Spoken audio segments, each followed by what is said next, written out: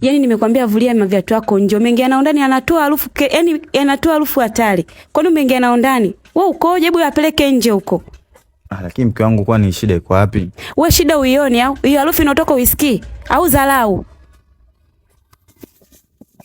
Sasa wewe mwanamke hapo unacholaumu kitu gani Huyo mume wako kuingia ndani kuvua viatu ndani na miguu yake inanuka kama mama.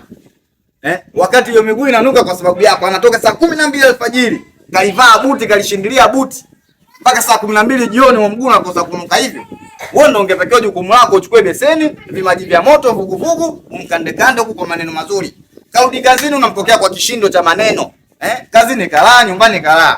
Wapi sasa atajinafasi? Atajilambalamba.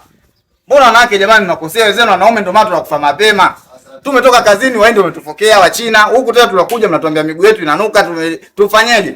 Hilo jukumu lako wewe, umeolewa kwa sababu hiyo.